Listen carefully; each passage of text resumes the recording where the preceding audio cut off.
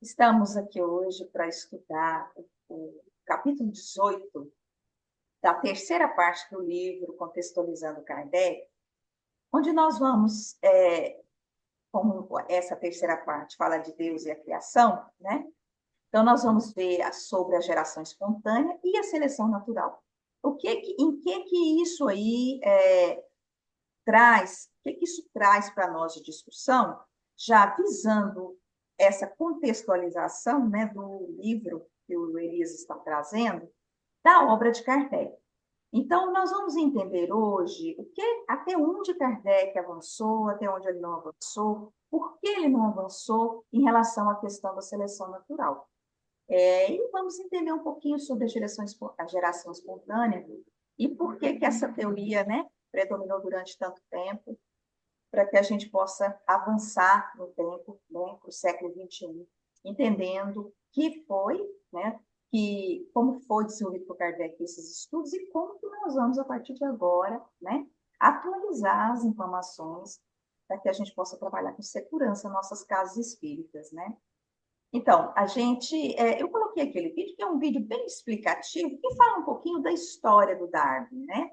E de como ele trouxe, né, como que foi desenvolvido esse processo, tanto dele quanto do Wallace, né, para que a gente pudesse entender a questão da seleção das espécies, o que isso impactou, né, que mudança que isso trouxe para nós. E aí eu coloquei, nós não vamos revê-lo, não. Nós já vamos começar do texto do Elias, porque esse texto que ele traz para nós hoje está muito, muito rico de informação. Capítulo 18. Geração espontânea versus seleção natural. Os registros históricos da época de Kardec, incluía a Revista Espírita, deixam claro que já havia uma intensa discussão provocada pela ideia de uma origem comum ao homem e ao macaco. Uma charge publicada na revista Hornet em 1871, 2 anos após a morte de Kardec, ironizava a teoria de Darwin, apresentando a sua cabeça sobre o corpo de um chimpanzé. Charles Darwin, 1809-1882, havia publicado seu primeiro artigo a respeito do assunto em 1859, em conjunto com Alfred Russel Wallace, entre a primeira e a segunda edição de O Livro dos Espíritos. Mesmo assim, Kardec explica a evolução das espécies com base na teoria da geração espontânea, que era para ele objeto de convicção. Inevitável, então, a pergunta: como conceber que a obra kardeciana não tenha contemplado as descobertas de Darwin, se este publicou seu primeiro artigo sobre o assunto logo no início dos trabalhos de Kardec? Ô, Bebete, para aí um pouquinho, só para a gente conversar um pouquinho sobre isso aqui, porque eu achei interessante isso aqui, né? Como conceber que a obra de Kardec não trouxe nada a respeito da geração, aliás, da questão da seleção das espécies de Darwin, do Wallace, né? Apesar de que houve alguma menção dele na revista Espírita a respeito dessa questão, né? Então, é isso que eu acho que a gente tem que entender, né? Porque senão a gente vai ler, vai lá no Livro dos Espíritos, vamos falar sobre aquele assunto que está lá, ainda endossando e fortalecendo a questão da geração espontânea, sem entender o que a gente está fazendo. Eu sei que todo mundo já sabe, a gente já viu isso, né? A gente faz, vamos conversar melhor para entender o que se passava naquela época. Então, vamos ler esse pedacinho aqui, Bebete. Até meados do século XIX, os cientistas acreditavam na geração espontânea de seres vivos a partir de matéria em decomposição, como corpos e lodo. No entanto, pesquisadores começaram a questionar essa teoria, promovendo a biogênese, que postula que todos os seres vivos têm origem em outros seres vivos. Dentre alguns pensamentos dessa teoria, acreditava-se que Ratos surgiam a partir de roupas sujas. Patos e cisnes nasciam a partir de folhas que caíam nos lagos. Répteis nasciam a partir da crosta de lodo formada nos rios. Moscas nasciam em carnes podres. Sapos surgiam em pântanos. Por isso, a biogênese também ficou conhecida como geração espontânea. Então, gente, olha, eu trouxe isso aqui que eu achei muito interessante, porque eu até então, a gente via essa questão da geração espontânea, a gente conhece as experiências que foram feitas, a gente estuda isso, né? Só que eu achei muito interessante, porque aqui ele está trazendo como que nós, era nós, né, naquela época, vamos pensar lá, né?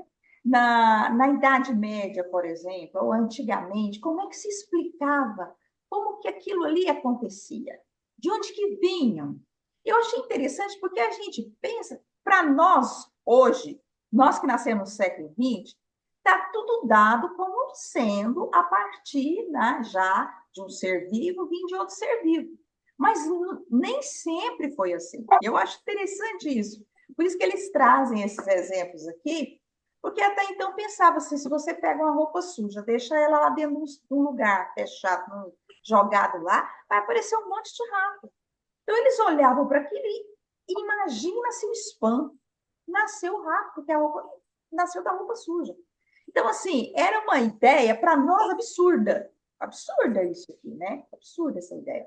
Mas era assim que a gente pensava, né? Porque não tinha uma explicação lógica para isso. Então, isso foi uma construção ao longo do tempo, que foi buscando entender de onde que vinham os seres.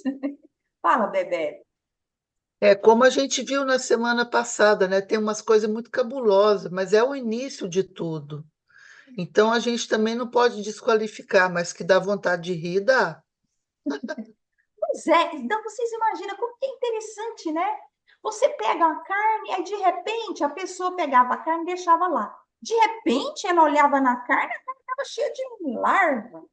Ela falava, meu Deus, a larva nasce da carne. Olha que coisa interessante. Então, era assim, gente, era assim que a gente pensava, né? E é muito interessante, eu só trouxe isso aqui, voltei lá atrás, para a gente entender, né? Como que a gente percebeu, de onde que veio os experimentos do Red, né? Para que a gente possa entender. Vamos ler um pouquinho isso aqui, ô Bebete.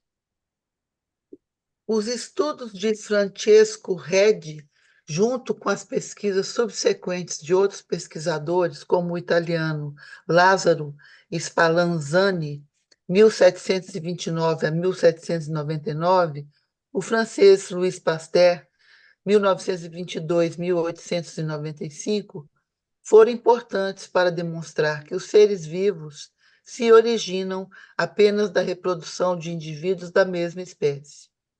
Esse trabalho, que forneceu evidências contra a teoria da geração espontânea, se tornou um artigo intitulado Experienze intorno alla gerazione degli insetti, Experiência sobre a geração de insetos, e foi publicado em 1668. Entenda como foi o experimento de Redi e saiba sua importância ao rejeitar a teoria da abiogênese. Eu fico pensando, vamos voltar lá naquela época, né, gente? Era difícil entender que os animais se reproduziam. E havia, um animal também fazia, né, a cópula, e através desse processo é que vinham outros animais. Então, é interessante isso, né? A gente parece que é uma coisa absurda, mas era como se a gente não estivesse atento a observar o que acontecia além de nós mesmos, os humanos. É como se os animais fossem tão, assim, fosse aquilo, a gente nem olhava para aquilo, né? Você não olhava nem para criança, nem mulher, nem, né? Ainda mais para os animais. Você imagina como que era, né? Era uma coisa que ninguém pensava, ninguém parava para olhar e perceber como que acontecia. Eu fico pensando, né? Deve ser muito interessante isso, né? Eu achei muito curioso. Então, o experimento foi esse aqui, né? Que todo mundo já conhece, né? Ele fechou um frasco totalmente lacrado e pôs um pedaço de carne. No outro, ele pôs só uma gaze e fechou. No outro, ele deixou aberto. E aí, com isso aqui, foi que ele falou: olha, não é assim. As larvas não surgem da mosca. A gente vê esse experimento, como a Bebete disse, parece uma coisa tão simples hoje, mas naquela época isso aqui foi um avanço, né? Então, olha quando que o Red foi ele foi bem a época dele aqui, cadê? Deixa eu ver se eu peguei, se eu peguei aqui. Então, ele em 1668. Em 1668, vocês imaginam uma pessoa tirar da cabeça a iniciativa de fazer uma experiência, eu acho isso fantástico, né? Uma coisa simples, mas que até então ninguém tinha pensado. Ninguém imaginava que pudesse provar, né? Então, aqui nós estamos vendo um início de um método, né, de pesquisa. Olha que coisa interessante, né? Provar que as moscas surgiam porque a carne ficava aberta, né? Então, é muito interessante essa experiência, né? E aí eu peguei aqui a frase dele. Eu achei muito legal essa frase dele. Lê para nós, Bebê. Embora me sinta feliz em ser corrigido por alguém mais sábio do que eu, caso faça afirmações errôneas, devo expressar minha convicção de que a Terra, depois de ter produzido as primeiras plantas e animais, por ordem do Supremo e Onipotente Criador, nunca mais produziu nenhum tipo de planta ou animal, quer perfeito ou imperfeito, relatou Francesco Redi. Francisco Redi morreu em 1º de março de 1687, em Pisa, na Itália. Então, esse aqui, ó, eu peguei aqui para a gente ver, né, o Redi. Aqui é o Spallanzani, né? E aqui o Pasteur, né? Na descoberta que ele fez, que foi o processo de pasteurizar, né? De matar ali o que tinha de germe nos alimentos, conseguindo um sistema de vácuo, de fechar hermeticamente os potes e ferver aquilo, né? Que é o processo de pasteurização. E aí, eu achei muito interessante essa frase dele. O que vocês acharam dessa frase dele? O que vocês acharam? Eu acho que é outra coisa também que está superada, né? Porque a gente vê hoje que tem muito mais criação do que isso, né? Inclusive, no livro dos Espíritos, diz que Deus cria o tempo inteiro. Agora, a gente vê enxertos de plantas, animais diversos que criam. Uns foram extintos, surgiram outros que dizem que é descendente, outros negam, enfim. Isso aí nunca mais produziu, é uma afirmação Agora, meio veja danada. bem, agora vamos transportar essa afirmação para aquela época, pensando assim, olha, o que ele está querendo dizer? Né? Ele está querendo dizer assim, olha, as coisas não aparecem como mágica.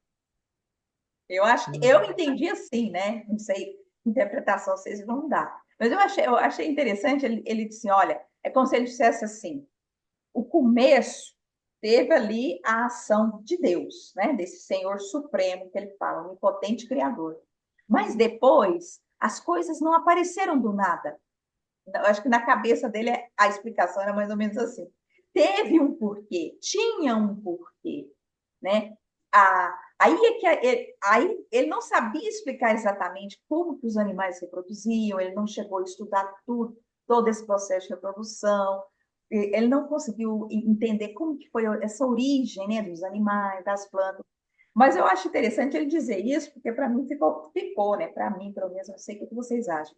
Mas assim, olha, não é que as coisas não surgem do nada, foi só o começo que Deus deu o pontapé inicial, porque é inserido numa realidade bem católica, né? Mas as coisas não surgem do nada. Eu acho que ele quis dizer isso, sabe? Não surgem do nada. Deve ter uma explicação, só que ele não chegou a essa explicação, né? Eu imagino o que era Mas, isso. Em mas, 1697. Né? mas para mim ele está dizendo também assim que só Deus pode criar tudo. E hoje a gente vê biologia, ciência em geral, fazendo muita coisa, faz até gente, né? Exatamente, mas olha bem, é, é interessante, vou deixar essa discussão sua lá para frente. Nós vamos conversar sobre ela também. Bom, vamos lá, vamos continuar aqui, porque agora nós vamos voltar para o nosso estudo. Ademir Xavier, que mantém o blog A Era do Espírito, apresenta uma explicação interessante. A época em que essas ideias se desenvolveram não dispunha de meios de comunicação como os que temos hoje. É bastante provável que Kardec não tenha tido acesso à obra de Darwin e que, portanto, sua opinião reflete o ponto de vista conhecido entre a elite intelectual francesa da segunda metade do século XIX. Que é o que a gente sempre fala, né? Que é o que a gente sempre fala, que talvez essa visão ainda de Kardec estava bem restrita àquela época ali. Porque uma coisa era um experimento que acontece hoje. E todo Né? mundo instantaneamente já está sabendo o que está acontecendo, explodiu aí a notícia. Agora, imagina naquela época, muita coisa era lenta e como que era difícil você ter acesso a tudo, né? Vamos lá, vamos continuar aqui. O escritor espírita Demétrio Pavel Bastos apresenta essa hipótese no apêndice que elaborou para o livro de Allan Kardec, de Deolindo Amorim. Ele observa que em 1860, quando da segunda edição de O Livro dos Espíritos, Kardec não havia tido tempo para assimilar as teses darwinianas publicadas no ano anterior.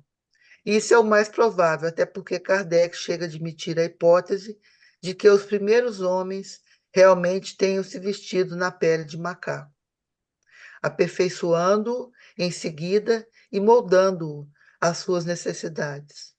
Mas para isso, ele não considera o processo de seleção natural, o que era a alma daquela teoria.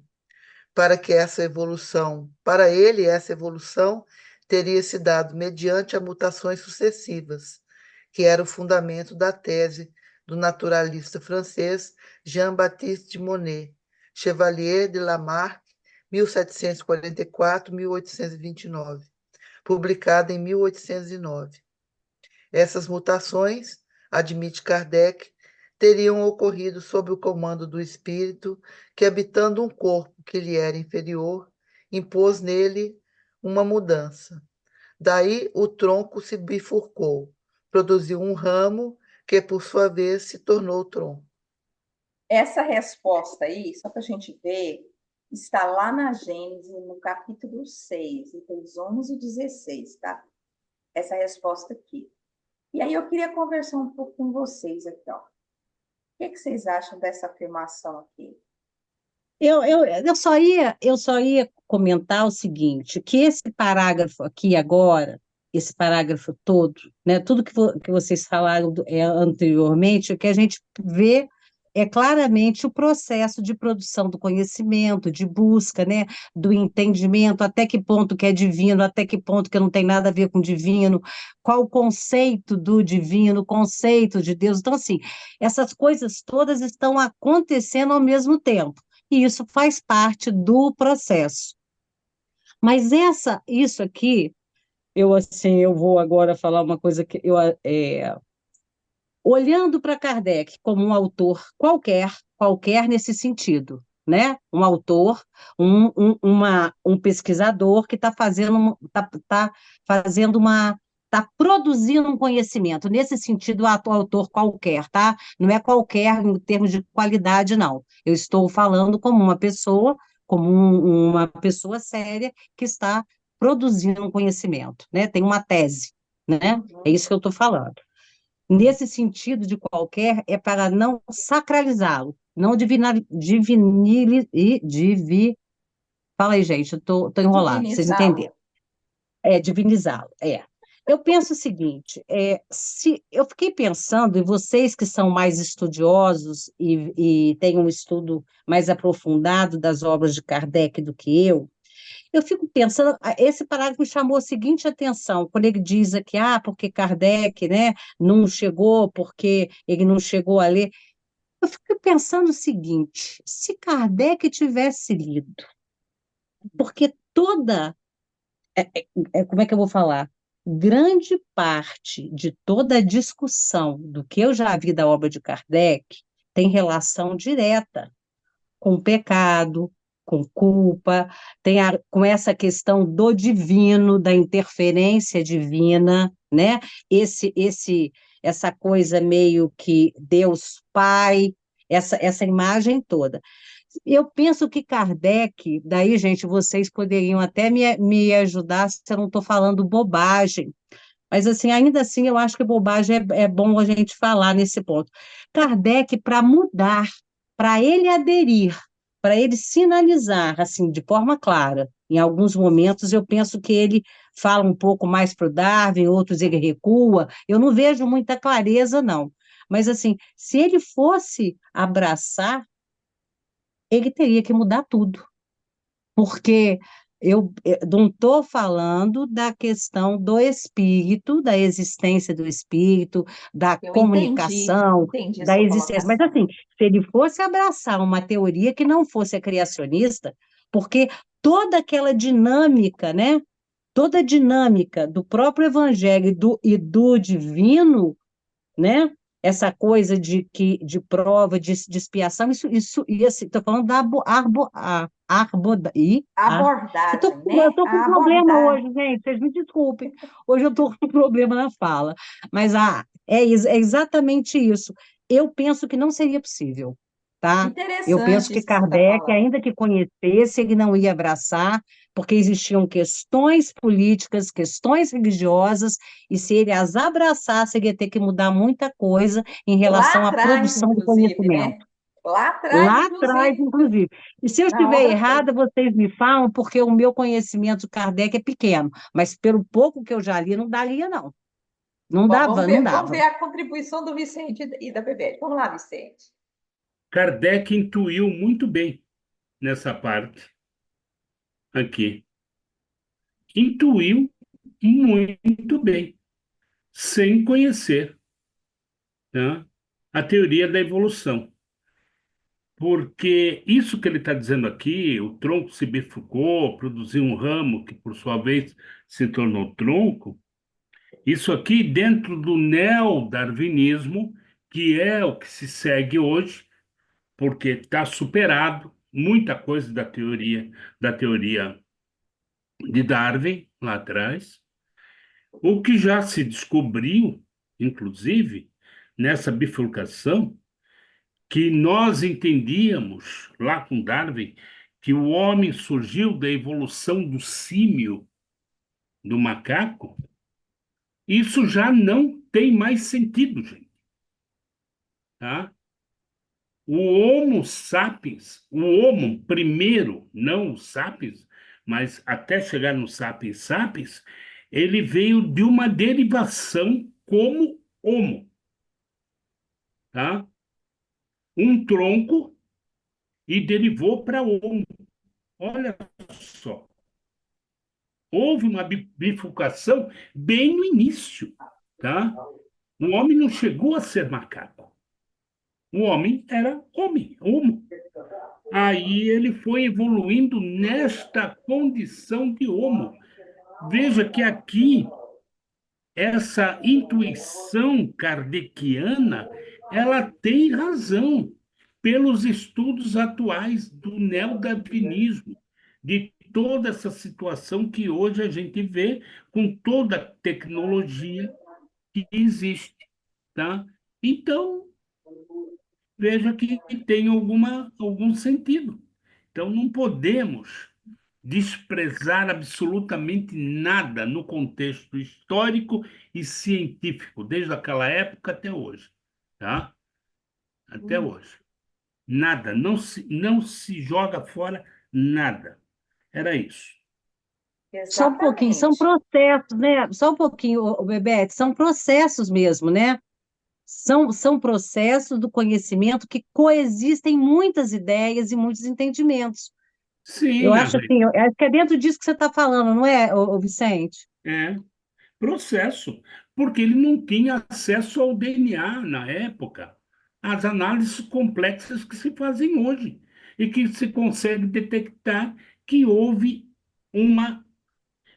sabe quando os fetos são todos iguais, todos parecidos, né? Os fetos lá no início, é tudo igual. A gente nunca sabe se vai nascer um homem ou vai nascer um elefante, sabe? Mas são todos iguais, pequenininhos, assim. Aí vão desenvolvendo.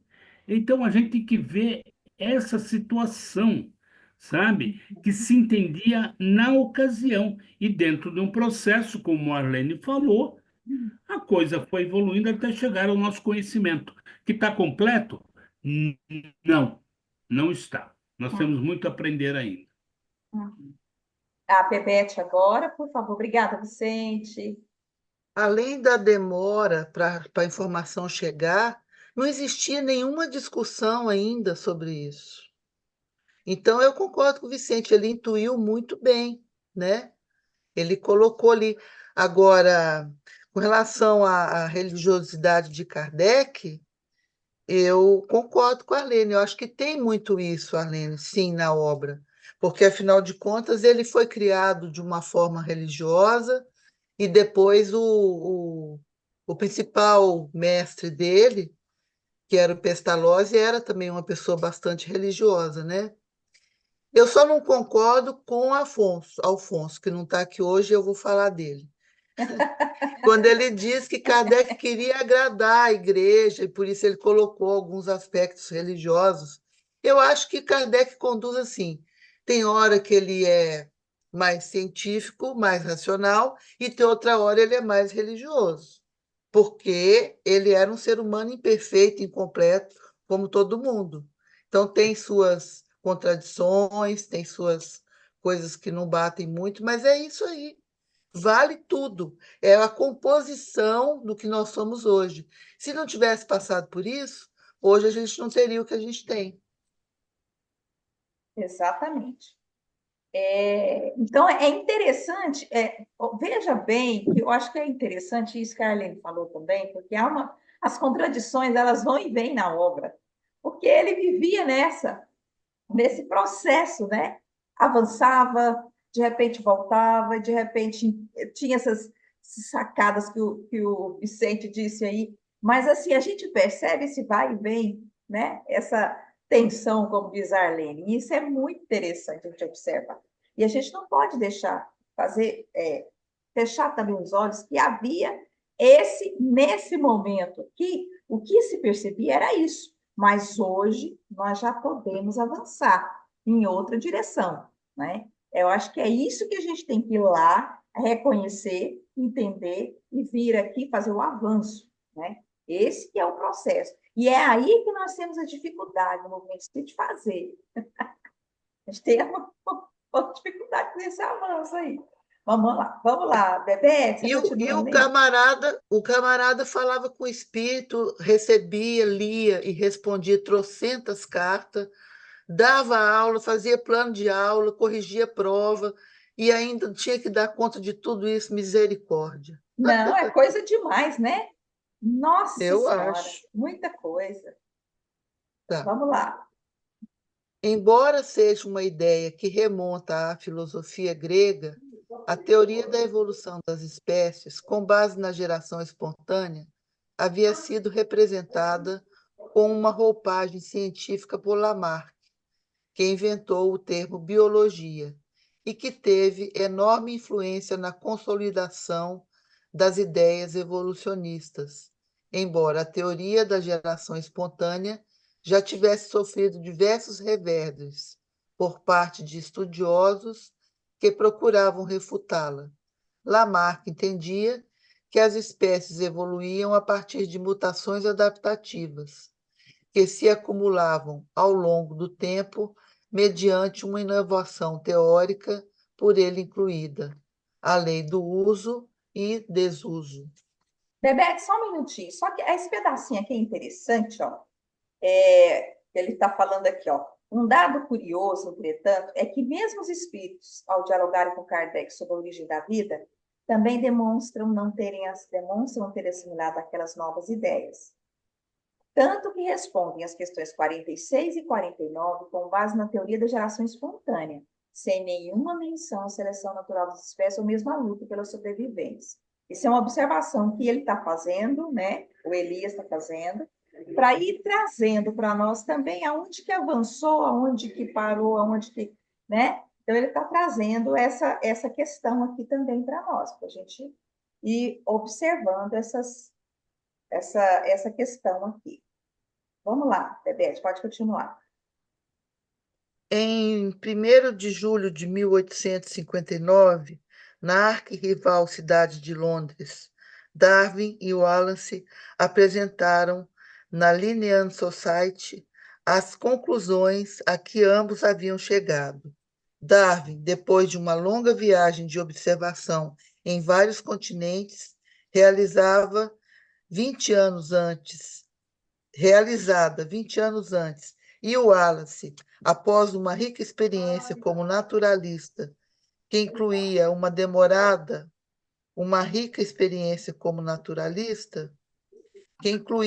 uma viagem demorada à Amazônia e uma pesquisa nas Ilhas Molucas, na Indonésia, no ano anterior. Em seus artigos publicados conjuntamente, Darwin e Wallace acrescentavam um novo elemento à teoria evolucionista.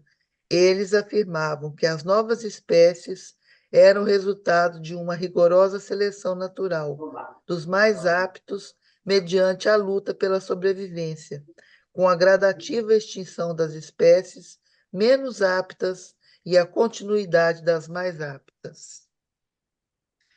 Essa teoria causou um grande alvoroço pela correlação que estabelecia entre espécies animais e o homem, até então tido como rei da criação. Pela teoria das mutações espontâneas de Lamarck, cada ser surgia na Terra quando as condições do ambiente se tornavam propícias. O que Darwin e Wallace afirmavam é que os seres de diferentes espécies... Não, afirmavam... Ai, meu Deus. É que os seres descendiam um dos outros, estabelecendo uma ligação entre as diferentes espécies. Os críticos ironizavam, afirmando que, desse modo, o homem poderia ser, então, um descendente do macaco. O fato é que a teoria de Darwin e Wallace não foi bem recebida, mesmo no meio científico. Eu achei interessante que, olha, foi em 1859, 2 anos após a publicação do Livro dos Espíritos, né? Então, nessa época, em 59, foi que eles levaram os dois, né? Darwin criou coragem para entrar junto com o Wallace, se apresentar para a academia a teoria deles da questão da origem das espécies aí, através desse processo da seleção natural. E aí eu achei interessante isso, né? Quer dizer, imagina, a coisa aconteceu bem na época, né, em que Kardec estava, apesar de já ter lá atrás tido os estudos, em 1600 e pouco, a questão da geração espontânea, ainda não havia fechado toda essa conclusão. E até que todo esse conhecimento se tornava,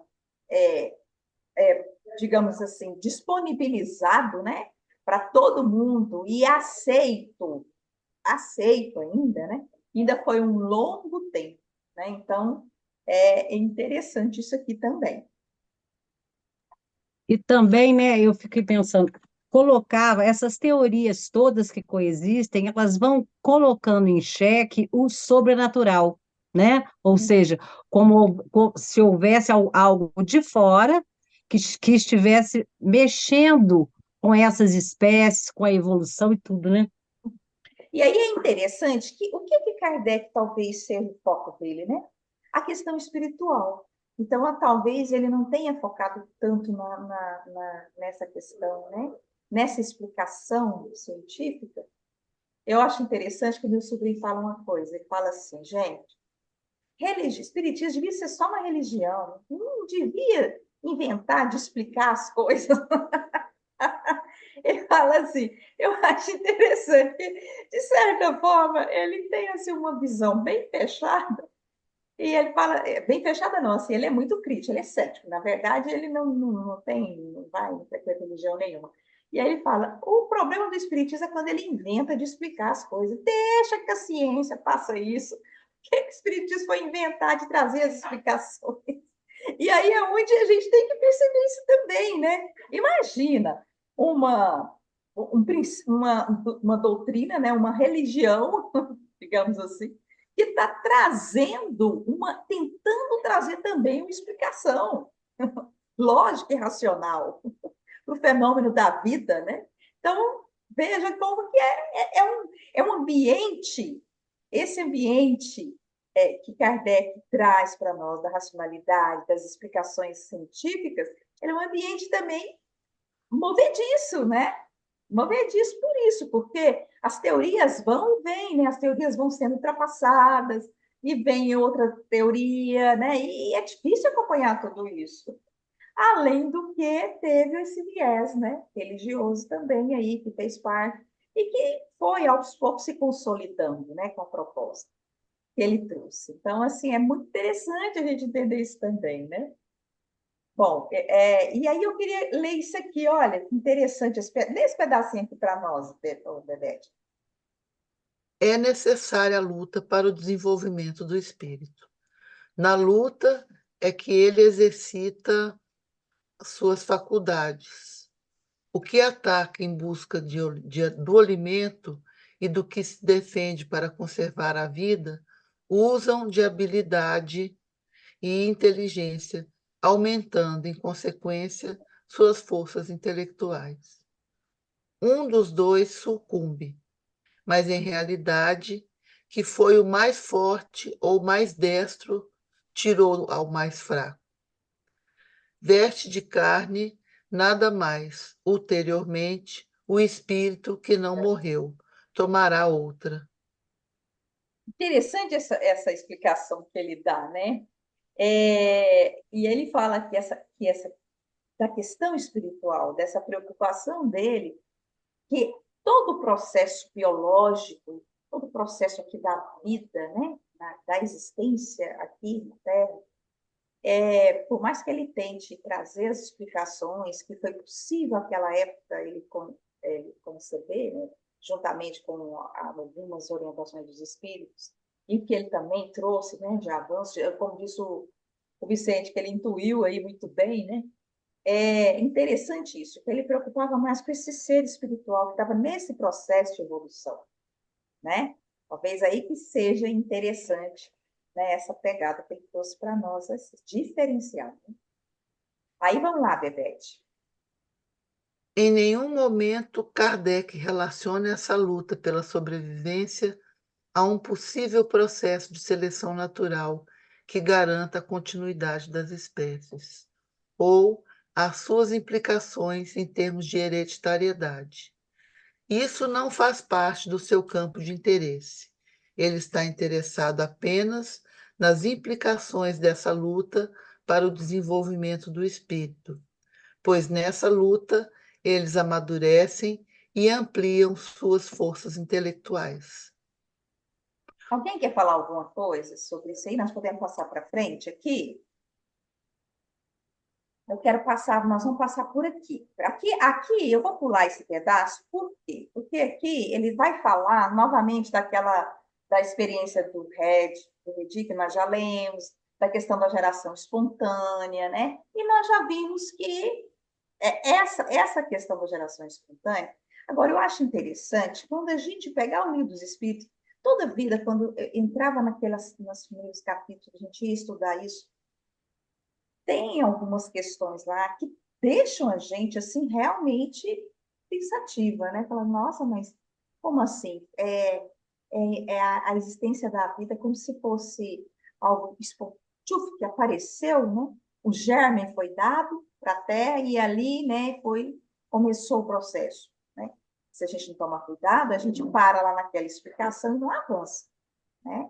Vamos pegar aqui a partir daqui O mais intrigante, entretanto, é o espírito Galileu Galilei, em texto psicografado pelo médium Camille Flammarion, continuar utilizando como base argumentativa a teoria da geração espontânea, sem nenhuma menção à abordagem de Darwin.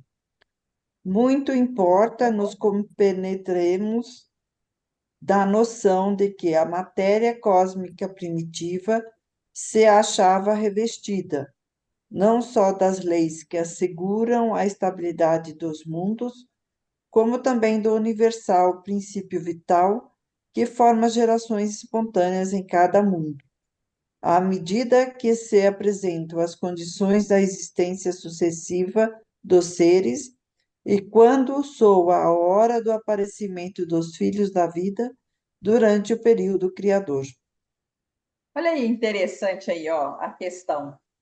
Voltando, mesmo sendo, né, entre aspas, o espírito de Galileu Galilei. Quer dizer, aí entra outras questões, né? Eu nem, acho que a gente nem, se alguém quiser comentar ou quiser falar alguma coisa sobre isso aí, é interessante. Mas, assim, o médium, Camille Flammarion, psicografou ainda, né? A gente vê muito essa explicação que é dada, mas quem trouxe tudo isso aqui foram os espíritos superiores, e eles têm uma visão ampla à frente do nosso tempo. Deveria, Então, né?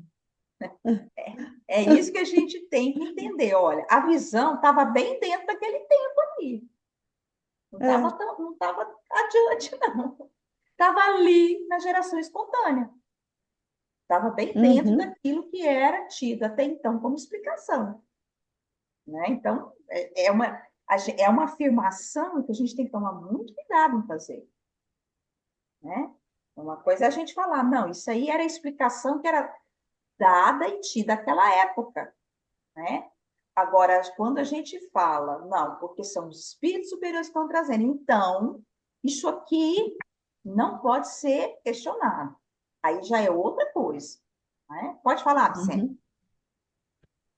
Interessante, só para pontuar, que Camille Flammarion é contemporâneo de Pasteur Uhum. e ainda desencarna depois de Pasteur já, sabe? Ele desencarna depois de Pasteur. Então, veja como as coisas acontecem, porque Camille Flammarion desencarnou em 1925, no século XX, tá? Uhum. Mas ele é lá do tempo de Pasteur. Só para pontuar isso daqui. Interessante. Vamos lá. Bom, agora, Uhum. agora vem a parte que Agora, fecha. Ah, fala, Arlene. eu vou tentar falar, gente, desculpa, tá? Mas eu vou tentar só falar. O Pasteur também, eu acho que não daria também para pensar mais ou menos na mesma linha, isso que você falou, Vicente, se eu entendi. Pasteur, quando no final do século XIX, né, ele propõe a teoria microbiana das doenças, ele tensiona também a questão da providência divina, ou seja, o que causam as doenças não são forças sobrenaturais, são micro-organismos que antes eram chamados todos de germes, porque não se entende ou não se entendia os processos. A mesma coisa, acho que foi com o Giordano Bruno, o outro, quando ele entendeu a circulação do sangue, o sistema circulatório, né? Antes também ficava a igreja relacionava aos pecados, a um monte de coisa. Então, essas pessoas, elas começam a surgir, elas começam a ser questionadas, e mais uma vez aquilo que o Vicente falou, todo mundo aí falou, coexistem essas ideias, coexistem essas crenças, coexistem esses imaginários, e eles é que vão construindo o que a gente tem hoje, com os acertos e erros, né? Isso é muito legal. E é o que você falou, Iracilda, a gente precisa olhar, a questão não é apontar erros, né? Qualquer pessoa pode pegar um livro desse, fazer uma análise historiográfica, uma análise política em relação a Kardec, pode fazer, ele está sujeito como qualquer autor, né? Mas, assim, a questão não é nem essa, a questão é que a gente tem que olhar sem sacralizar. Eu acho, assim, que é esse que é o ponto, porque quando a gente chama o Kardec para a questão humana, a gente olha isso dessa forma, é um processo, ele Uma está forma no mais meio desse tranquila, processo, né? né? Os espíritos que estão falando através dele também têm crenças, imaginários. É isso que vocês falam, acho que isso é fundamental. Conseguir falar. Obrigada, Helena. Lourdes, Maria de Lourdes, continua para nós. Há quem se recuse a admitir a existência de alguns pontos na obra kardeciana que não encontram mais respaldo na ciência, como se isso a diminuísse sob algum aspecto. O próprio Kardec já havia previsto essa possibilidade ao afirmar que, caminhando de par com o progresso, o Espiritismo jamais será ultrapassado, porque se novas descobertas lhe demonstrassem estar em erro acerca de um ponto qualquer, ele se modificaria nesse ponto. Se uma verdade nova se revelar, ele a aceitará. Há algum problema nisso?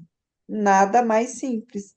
Basta esclarecer esses pontos, sem o menor receio, nos estudos da obra kardeciana, nos congressos e eventos doutrinários que tenham por objetivo sanar as dúvidas que vão surgindo naturalmente com o avanço da ciência. Qual a utilidade de silenciar sobre eles? Negar a existência deles não teria por trás apenas uma tentativa infrutífera de sacralizar o texto kardeciano? Que ganhos o Espiritismo teria com essa insistência? Que outro resultado se pode esperar disso que não o desacreditá-lo diante das pessoas mais esclarecidas? Além do mais, são quase sempre conteúdos absolutamente acessórios, que nem de longe afetam as suas teses principais. O que vocês acharam dessas questões aqui que o Elias traz? Acho que a Arlene já falou isso, né? Resumiu tudo aí. Está bem resumido aqui o que a gente estava discutindo, né? Olha, por que o medo, né? Por que a gente tem medo de questionar? Porque é como se a gente sentisse que a gente vai perder essa sacralidade, né? É como se a gente fizesse algo que fosse sagrado, como uma Bíblia, né? Porque a Bíblia, você sabe que não se questiona. Você não estuda a Bíblia, você lê e acredita nela. Só os pastores estudam para poder pregar. Porque os fiéis só sim, leem de acordo com o que eles querem, né? e eles querem. E aí eu acho interessante isso, né? Por que a gente tem esse medo? Por que não se pode falar? Fala, Arlene. Na realidade, eu não falei nada. Eu falei com base no que eu estou aprendendo com vocês e com Elias, né? Assim, as minhas reflexões, elas são, eu acredito mesmo que o Elias, eu não sei se tem alguém antes dele, a proposta do Elias assim, vai ser uma grande divisora de águas. Por quê? Não em relação aos pontos basilares do Espiritismo, ele não faz nenhum tensionamento isso, mas em relação ao que ele propõe de romper com essa sacralidade, quando ele humaniza Kardec. Eu acho que o Elias chama o tempo todo a gente para isso. Nós podemos fazer críticas, sim, como podemos pegar quaisquer trabalhos em quaisquer, né, em qualquer produção, estudar e analisar, e checar, e desconstruir, e tensionar. Então, eu acho que, assim, essa parte que a gente viu aqui agora, eu acho que ele mostra aqui, o Elias, essas questões que estão subjacentes e também subliminares. Nós temos relações de poder, são várias as questões de poder e poderes, inclusive religiosos, né, envolvidos nisso. O homem é isso, nós produzimos isso o tempo todo. Por que em relação ao que aconteceu no Brasil com o Espiritismo, teria sido diferente? E a gente vê que não foi, né? É só isso que eu queria falar. Mas, assim, eu só estou falando, não sei se foi a Nadir quem falou, mas, assim, as minhas ideias, na realidade, não são minhas, né? Porque daí, senão, são a partir dessas construções aqui. Uhum, Porque senão eu vou roubar, né, gente? Não, mas foi interessante. Vamos lá, Nadir. Então, sacralizar Kardec é a mesma coisa de a Bíblia, né? Sacralizaram tanto que a gente é obrigado a conviver com crenças primitivas de um povo, né? Absurdamente, e não deu certo, né? Não dá certo, porque esse mundo regenerado que tanto o Espiritismo fala, pelo que a gente está vendo aí, não vai acontecer daqui a milênios, né? Porque o povo continua seguindo a Bíblia, né? Eu acho super. Se existiu todos aqueles mitos, eu acho que passou da hora de ser atualizado e o povo fica seguindo da mesma forma que os primitivos seguiam, assim os espíritas também, está seguindo o texto kardeciano sem mudar nada, como se estivesse vivendo ainda em 1800. E os fundamentalistas já começaram a cair de pau em cima do Elias e de outras pessoas sérias que estão aí fazendo esse trabalho maravilhoso, necessário. Por quê? Porque tem que manter as coisas como são, porque assim eles têm o controle, né? Tem que manter o criacionismo, né, da Bíblia. E o que eu fico mais passada também é com a próprio pessoal do coletivo de progressista ficar numa disputa de ego, numa queda de braço, sabe? Com as pessoas que estão desenvolvendo. Tem gente que põe o que acha, o que vem na cabeça, o que deduz. E tem gente que pesquisa. Então, tem esses dois tipos de pessoas que a gente tem que saber escolher quem é que a gente vai seguir. Uhum, exatamente. Não, E não eu nunca vi, eu nunca vi as pessoas que eu acredito, que eu sigo, que eu confio, tipo Elias, desqualificar qualquer coisa de Kardec. Eu nunca vi. exatamente. Exatamente. E se começar a desqualificar, para mim, perde Concordo. valor. Perde o valor. Começa por aí. Então, vamos observar tudo, vamos, né, fazer assim uma análise crítica também das pessoas que estão avançando nessa discussão. Porque uma coisa é certa, esse caminho não tem volta mais não, é daqui para frente. Não vai voltar mais. Nós temos sim pessoas discutindo e isso só vai ampliar, porque eu penso assim que o caminho já está sendo aberto, a picareta, mas está sendo aberto. E o Vicente vem de um caminho feito ali de pedra, difícil de romper, né, Vicente? Tem muita história aí. Vamos lá, Vicente, fala para nós aí. Só para pontuar algo, que esta, se uma verdade nova se revelar, ele aceitará, certo? Você sabe que essa citação de Kardec salva, de certa forma, o Espiritismo. Porque, como são menções científicas, por incrível que pareça, né? E aí eu vou dar uma visão jurídica que é verdadeira. Da mesma forma que houve aquele ajuste de conduta em relação ao racismo que consideraram, vocês sabem que cientistas poderiam também acionar o espiritismo com ajuste de conduta em relação ao que diz Kardec? É interessante. Sim, Ô, Vicente, sim. explica direito. Não entendi, não, Vicente. Eu não sou da área. Então, Explica tá. aí, Vicente. Existe um TAC, né? Que é um termo de ajuste de conduta que foi exigido do Espiritismo, né, e das editoras em relação a 96 citações de Kardec consideradas racistas. E o Espiritismo em si teve que fazer um acordo, esse termo de ajuste de conduta, dizendo: não, isto aí foi situação do século XIX e tal, mas o Ministério Público exigiu que colocassem isso nas obras. Então, todas as obras espíritas de todas as editoras, no fim, têm uma nota explicativa Tá. em relação a essa situação. Está lá no fim. É só ver, nota explicativa. Mas acontece que Kardec entrou em esfera científica, na época, com situações do século XIX e precedentes, tá? Que hoje não estão mais atualizados. Como se considera, e aqui no Brasil, uma religião, falando sobre questões científicas ultrapassadas,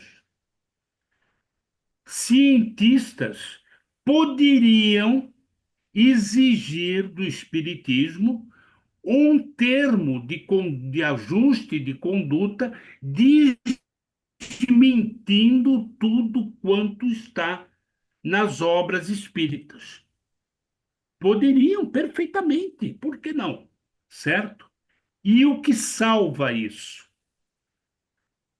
Essa citação de Kardec, dizendo que o espiritismo se rende diante das evidências científicas, e mesmo porque no Brasil nós temos a Universidade Federal de Juiz de Fora, que assumiu a paternidade do espiritismo em termos de pesquisa e atualização, tá?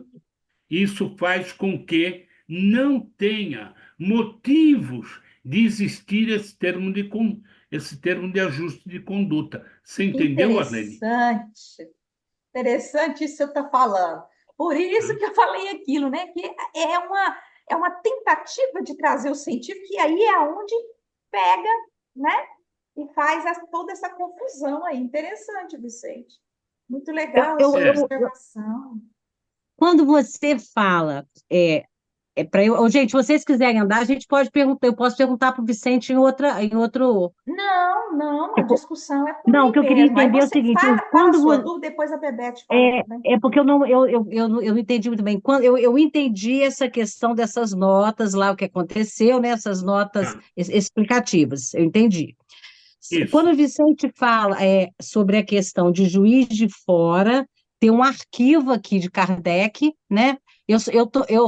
O que que acontece, Vicente, nesse movimento? É porque eu não estou acompanhando mesmo. É que hoje já existem estudos científicos bem abalizados, bem consolidados. Porque o Espiritismo se propõe ciência e se propõe religião. Ou seja, ele se apoia, é isso, assim, a questão só para eu entender, o Espiritismo, ele se apoia na ciência do século XVIII, XIX, XVII, XV, papapá, o que for, para ele construir a argumentação dele no século XIX. Hum. Só que nós estamos, enquanto religião, vê se é isso que eu consegui, enquanto religião, ainda que ele seja meio lá, meio cá, as pessoas, de forma geral, muitos espíritas, continuam reproduzindo aquela verdade que a gente sabe que não é mais. É isso que você está falando? Não, mas não é bem isso. Aí vamos ver, a questão é a visão de fora, Arlene. A visão de fora. Não houve uma visão de fora em relação à questão do racismo? Sim, sim. Poderia ocorrer uma visão de fora dos cientistas em razão daquilo que está no Na obra espírita. espiritismo, em obra espírita, sabe? Entendi, E Vicente. dizer, não, vocês estão divulgando alguma coisa que está ultrapassada, sabe? Uhum. Mas Kardec salva tudo isso, porque basta transcrever aquilo que Kardec deixou ali, ó, tá ali, ó. Se uma verdade nova se revelar, o Ele aceitará. espiritismo aceitará, certo? Então, isso evita. E como existe pesquisa séria na área científica Entendi. sobre o espiritismo, Entendi, Vicente. derruba O problema qualquer não foi Kardec. tentativa. O problema foi o que fizeram com Kardec, Não, né? Já que ele. Não, estou falando o seguinte: o problema não é foi Kardec, que ele se coloca, o Espiritismo está aberto às novas descobertas. O problema é o endurecimento assim. em relação a algumas argumentações atuais, é isso que eu estou falando. Uhum, Kardec abre para isso, Justo, né? isso. Nós, de justo. forma geral, fechamos, é É a isso. Bebete. Eu, Vamos lá, Bebete, para a gente continuar. desculpa, É justamente o igrejismo que faz isso, Arlene. Arlene, a preocupação dela com esse aspecto religioso, eu penso que vai por aí. Agora, não era sobre essa normativa aí, sei lá, essa observação que a gente ia conversar hoje, conforme foi combinado no final da aula? Eu esqueci, né, Bebete? Agora que eu lembrei, vocês me perdoem, gente. Eu queria que a gente conversasse sobre isso também, né, sobre o TAC. E eu pedi o Vicente para olhar e eu simplesmente, a gente fugiu da minha cabeça. Vocês me perdoem, mas E ia eu. ser publicado no grupo para a gente ler e depois É. conversar. Não, mas Vicente, é muita coisa, gente, desculpa, mas é muita coisa. Eu trouxe tudo, tá tudo comigo.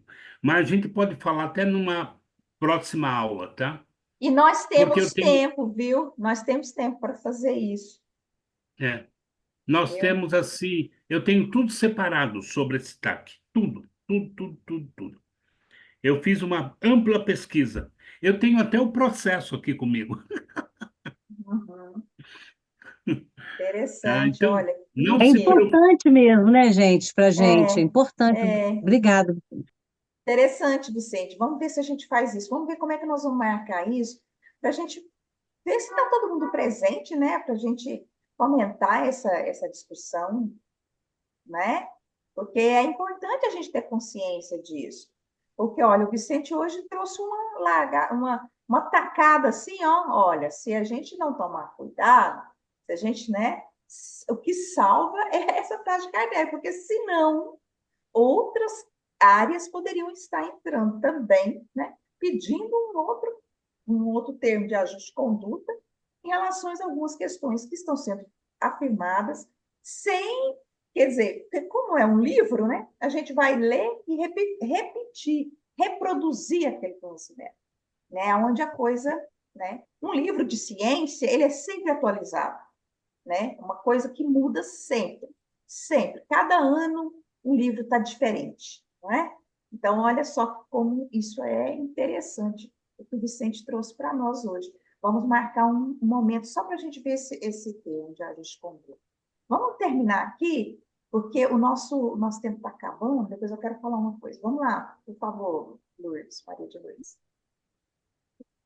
Mas é bom considerar também, em, si- em sintonia com o próprio Russell Wallace, que a sua teoria da evolução das espécies através da seleção natural não responde a todas as questões.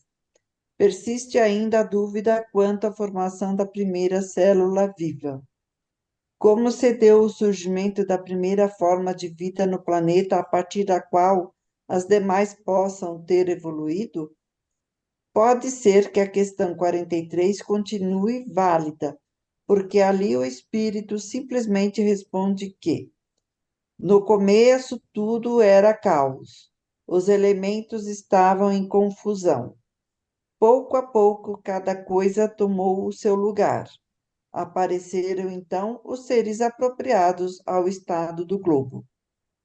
Vamos lá. Agora, vamos passar para cá, Maria de Lourdes. Embora os resultados desses experimentos possam ser considerados ainda um tanto limitados, eles significaram um primeiro passo em um longo caminho que está sendo percorrido pelos pesquisadores no sentido de produzir artificialmente o fenômeno até então inexplicável que é a vida. Já é possível identificar sinais inequívocos de avanços nessa direção, quando revistas populares como Galileu e Exame trazem artigos a respeito de publicações de renomadas revistas especializadas, como a Science. apresentando experimentos mediante os quais tem sido possível criar células capazes de produzir sua própria energia e até mesmo uma estrutura completa de DNA totalmente artificial. Olha, então aqui, olha onde nós já estamos, né? Olha onde nós já chegamos aqui. Até então, para vocês terem uma ideia, quando a gente estava estudando, né? Eu estudei, vocês estudaram, né? E todos nós estudamos. A questão que os cientistas tentavam reproduzir em laboratório, como que começou a vida, né?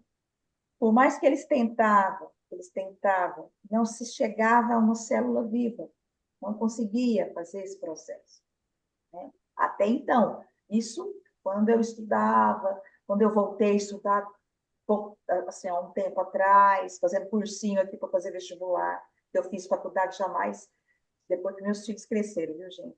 Então, assim, até então era essa a, a, a conclusão, né? Não se podia reproduzir a vida. Você reproduzia as condições, eles conseguiam formular como se fosse essa coisa inicial, esse processo inicial de como pode ter surgido a vida, mas não se chegava a uma célula viva. Isso era o ponto frustrante das pesquisas, né? E hoje nós já estamos aqui conseguindo uma estrutura completa de DNA, né? Fazer uma estrutura completa de DNA, então, artificialmente. Então, olha onde nós já chegamos, né? Então, imagina se a gente não avança hoje para explicar isso aí. Imagina se a gente fica parado lá, no século XIX, né?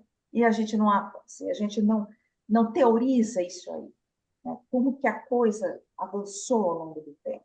Então, vamos lá, vamos continuar lendo aqui, só se alguém depois quiser fazer alguma observação, a gente para e faz. Eu quero que a Maria de Luz dê mais esse pedacinho aqui. Embora esses experimentos não tenham ainda completado o desejo dos cientistas de produzirem artificialmente a vida, uma vez que em algum ponto eles sempre dependem de uma célula viva pré-existente, seus resultados têm sido comparados aos da fissão do átomo, que possibilitou a criação da bomba atômica. Como afirmam Nogueira e Garatoni, eles podem ser o início de uma nova era de prosperidade, saúde e desenvolvimento tecnológico para o homem, ou o começo da sua destruição. Ai, desculpa. Aí nós estamos aí à margem disso aí, né? O começo de um avanço de desenvolvimento tecnológico, em termos de saúde, de expansão de vida, ou a nossa própria destruição. Porque quando fizeram a fissura do átomo e a bomba atômica foi produzida, ninguém imaginava que ela seria usada para tamanha destruição de massa. Nós somos tão insanos que nós temos bomba atômica destruir o planeta Terra, né? A população da Terra, não sei quantas vezes. Então, assim, que é isso, né? O que é isso que a gente realmente está fazendo, de todo esse conhecimento, né? E aí, vamos só terminar aqui, que essa é a conclusão do texto, por favor. De fato, continua sendo original na análise de Kardec as implicações espirituais da luta dos seres vivos pela sua sobrevivência, e de que modo isto se explica sob o ponto de vista da doutrina espírita. No entendimento de Hebe Souza, que faz um estudo sobre um possível diálogo entre a teoria de Darwin e os estudos de Kardec. O mais importante é saber que todo esse processo biológico de adaptação está subordinado ao ritmo do caminhar espiritual. Os seres se modificam lentamente, obedecendo aos impulsos do espírito ou do princípio inteligente, que determina quando já está apto a passar por novas experiências. Nesse sentido, o que efetivamente interessa ao estudante do Espiritismo é refletir, ao menos filosoficamente, sobre o significado da evolução do princípio inteligente a partir das condições iniciais da sua existência enquanto ser vivo na matéria, passando por todas as peripécias da vida animal até alcançar a condição de espírito, emancipando-se como Homo sapiens sapiens da atualidade.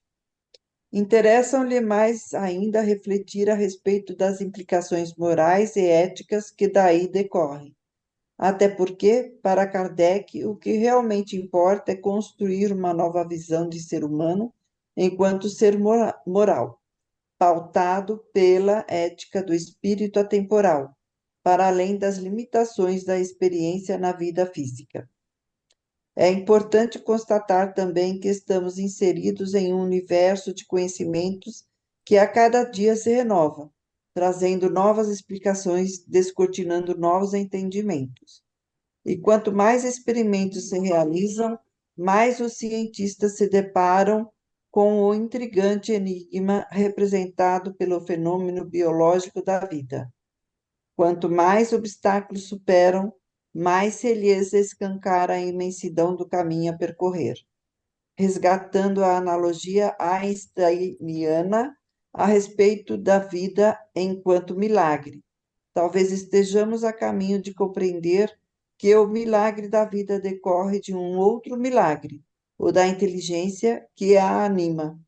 Essa discussão está posta neste momento no mundo da ciência, e será essa a constatação. E o Espiritismo tem muito a contribuir nessa direção, que descortinará efetivamente para o mundo essa nova era, a era do Espírito. O Vicente está fazendo assim. Fala, Vicente.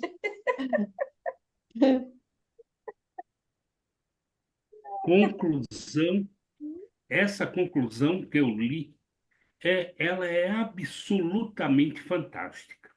Concordo com você. Essa conclusão, ela salva o espiritismo, Uhum. não está salvo dentro das concepções que existem aí, oficiais. Mas essa conclusão aqui do Elias, ela salva o espiritismo e joga no colo da ciência, sabe? Joga no colo da ciência. Vocês vão que nós caminhamos juntos. Naquilo que vocês não puderem, né, a alcançar, né, pelo entendimento, nós entramos para colaborar. Está aqui, ó, isso que nós estamos fazendo. A Bebete foi a Bebete que falou agora, sabe? Esse trabalho do Elias é um trabalho de salvação do espiritismo, tá? De salvação do espiritismo. É não deixar que ele sucumba, sabe? Em dogmatismo, em crença descabida. Está aqui, olha. Está aqui. Esse final aqui é tudo. Só que eu guardei. Eu recortei isso daí até. Já. Você recortou Uhum. isso aí, Vicente? Já, porque, olha, isso que me dá alento. Ao cerne da questão do espiritismo. É o espírito, gente. Sabe? É o âmago da questão. É aquilo que a gente tem que analisar efetivamente, né? E entender as implicações disso com a matéria. É isso. Está aí, ó. Exatamente. E aí, isso aí, isso que você falou é muito interessante, né? Porque, na verdade, quando a gente entende isso, a gente percebe o quanto que o trabalho de Kardec também foi pioneiro nesse sentido, né? E foi assim, e ele trouxe isso, e ele segurou isso com muita, como é que eu diria? Ele tentou é, respaldar isso tudo que ele estava trazendo da melhor forma possível, né? E eu acho isso fantástico, porque a questão espiritual, até hoje, nós não temos explicação para ela. Que, aí ele fala aqui, né, que esse milagre que talvez nós estamos a caminho de compreender é o milagre da inteligência que anima o corpo, a vida física, a vida biológica. O que, que tem por trás da vida biológica? Né? O que, que tem por trás? Então, eu acho muito, muito interessante isso que vocês falaram. Achei que foi ótima as abordagens aqui hoje, viu, gente?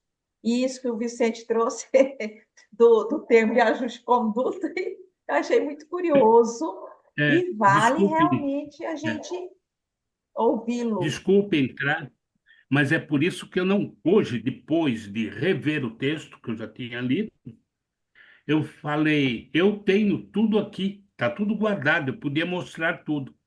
Mas diante da importância desse final aqui, eu optei por não falar nada